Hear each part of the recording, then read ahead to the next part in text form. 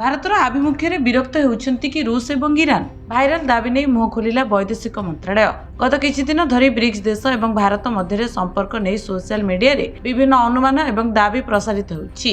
Dollar ମୁକ୍ତ ବାଣିଜ୍ୟ ପ୍ରସଙ୍ଗରେ ଭାରତର ଜିଦ୍ ରୁଷ, ଚୀନ ଏବଂ ଇରାନ ଭଳି ଦେଶମାନଙ୍କୁ କ୍ରୋଧିତ କରିଛି ବୋଲି ଦାବି କରାଯାଇଥିଲା।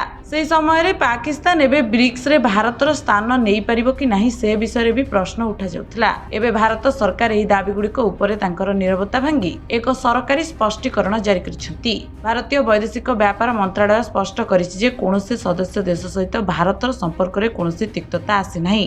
ଭାଇରାଲ ପୋଷ୍ଟଗୁଡ଼ିକର ସ୍କ୍ରିନଶଟ୍ ସେୟାର କରି ମନ୍ତ୍ରାଳୟ ଏକ ଫେକ୍ ନ୍ୟୁଜ୍ ଆଲର୍ଟ ଜାରି କରିଛି ଏବଂ ଲୋକଙ୍କୁ ଏପରି ଭିତ୍ତିହୀନ ଖବର ପ୍ରତି ସତର୍କ ରହିବାକୁ ଅନୁରୋଧ କରିଛି।